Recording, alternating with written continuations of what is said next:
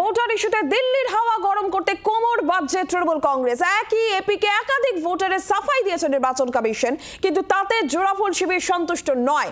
আর এই জায়গা থেকে আজকে ভুতুরে ভোটার নিয়ে বিস্ফোরক তথ্য সামনে আনার হুঁশিয়ারি দিয়েছেন তৃণমূল নেতারা।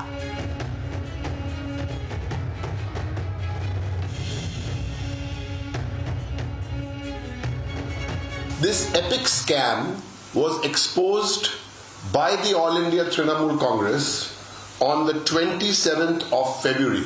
Election Commission has still not accepted the error. Epic card of a voter in Bengal, we have proof. And the same epic card number alphanumeric is in BJP ruled states. That's the single issue we are on today. Rajib Chakraborty রয়েছেন telephone লাইনে প্রতিনিধি। Rajib, epic নম্বরে গড়মিল নিয়ে নির্বাচন কমিশনের যে বিবৃতি, তাতে জোড়াফুল শিবির সন্তুষ্ট নয়, তারা সময় বেঁধে দিয়েছে এবং তারপর আরও তথ্য প্রকাশের হুঁশিয়ারি তারা দিয়েছে। দিল্লিতে যাওয়ার তোড়জোড়ও শুরু হয়েছে। আর ঠিক কি জানা যাচ্ছে এই মুহূর্তে, কি পরিকল্পনা তৃণমূল কংগ্রেস এই নিয়ে করতে চলেছে?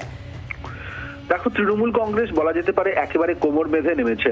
তারা এই এপিক কার্ড ইস্যুটিকে অনেক দূর নিয়ে যেতে চাইছে এবং এর একেবারে পাকাপাকি ভাবে সমাধান চাইছে।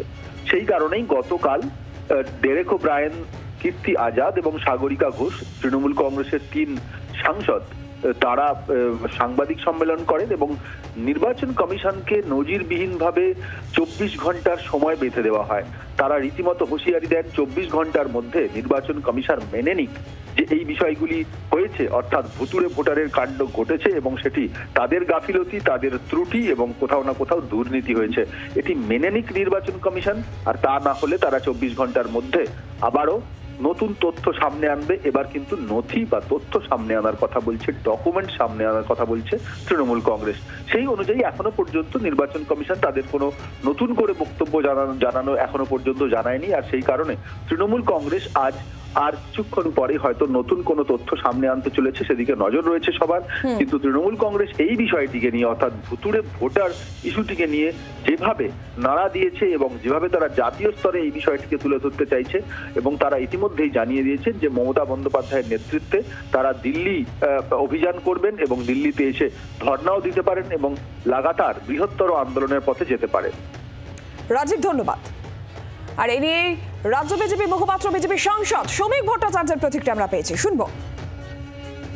সামগ্রিক পরিস্থিতি থেকে দৃষ্টি ফেরাতে নিজেদের রোহিঙ্গা এবং বাংলাদেশি মুসলমান অনুপ্রবেশকারীদের নাম ভোটার লিস্টে ইনট্যাক্ট রাখতে এবং তার সঙ্গে যারা লিঙ্গুইস্টিক মাইনরিটি আছে, বাংলাদেশের হিন্দু উদ্বাস্তু আছে, তাদের নাম ভোটার লিস্ট থেকে বাদ দিতে তৃণমূল কংগ্রেস এই পথ নিয়েছে।